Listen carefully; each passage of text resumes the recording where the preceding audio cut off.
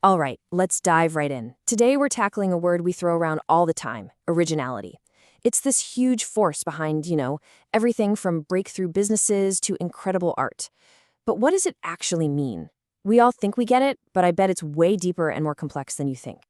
So here's a weird one for you. What in the world connects a Tesla Cybertruck, a ridiculously expensive NFT, and a giraffe's neck? I know, it sounds like the beginning of a really bad joke, but stick with me here, because the answer is this powerful, strategic thread that we're going to pull on for the next few minutes. Yep, that's the connection. Each one of them, in its own unique way, shows us a different facet, a different angle on what it means to be original. So let's start at the very beginning. Where does this stuff even come from? So where does originality actually come from? We often think it just springs out of nowhere, like a lightning bolt of inspiration hitting a blank page. But the truth is, it doesn't. It starts way deeper than that. It's an inside job. It's an internal game long before it's ever a product or an idea that anyone else sees. And that brings us to this idea of authenticity. It really just boils down to this. Are you operating from your true self? Or are you putting on a show, your false self, based on what you think other people want? Now, in business, this isn't just some feel-good concept. It's a massive strategic advantage. Think about it.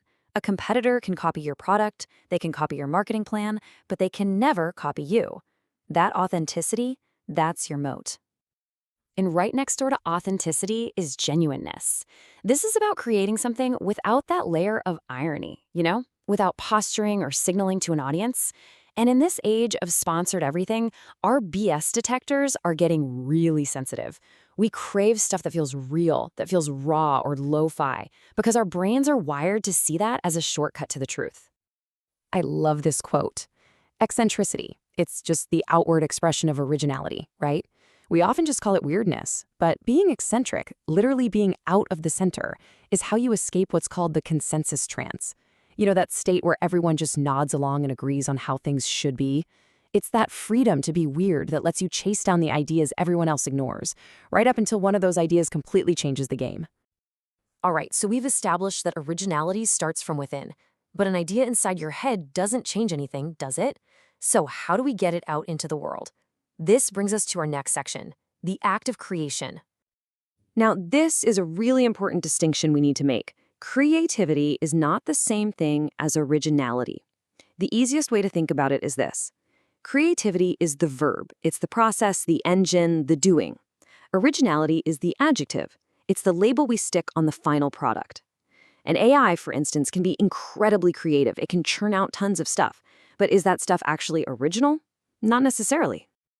Okay, and here's another crucial split. Originality versus innovation. They're not the same thing at all. Originality just means, hey, nobody's ever thought of this before. Innovation, on the other hand, means, wow, people are actually using this thing. The perfect example? The Segway. It was unbelievably original, right? Looked like something out of a sci-fi movie. But it wasn't an innovation. An original idea has to have that utility, that market fit, to become a true innovation like the iPhone. So how do you escape the trap of just making slightly better versions of what already exists? Well, there's this really powerful mental model called zero-based thinking. It's all about completely refusing to look at what your competitors are doing. You just throw all the benchmarks out the window, you pretend your entire industry doesn't even exist, and you ask yourself, how would I solve this problem from scratch, from first principles? Seriously, try it. Ask yourself that question about your own work. If my industry didn't exist, how would I solve this problem today? It's a powerful way to force yourself to ignore all the baggage, all the "this is how we've always done it" thinking. That's exactly the kind of question that leads to companies like Uber or Airbnb. They didn't try to make a better taxi company, they just completely ignored the rules and started over. Okay, so you've done the deep inner work. You've actually created something new. Fantastic. But now you face another huge problem. We live in a world that is just screaming with information. So how on earth does your brilliant, original idea get noticed? How does it become a clear signal instead of just more noise? The answer, in a word, is distinctiveness. Our brains are basically pattern-matching machines, but they're also novelty detectors. We are hardwired to notice and remember things that break the pattern. It's a psychological tick called the von Restorff effect, and it's why, in marketing, just having a unique brand color can be way more effective than having a slightly superior product. It's not always about being better, it's about being different enough to be remembered. Now, let's push this idea of being different all the way to its extreme. What happens when something isn't just distinctive, but completely 100% unique? N equals 1. There's only one of it in the entire universe. Well, at that point, all the normal rules of economics they just go out the window. Price has nothing to do with how much it costs to make, or even what it does. And that brings us back to that NFT from the beginning. $69 million for a JPEG file. It's insane, right? But why? Because its supply is 1, period.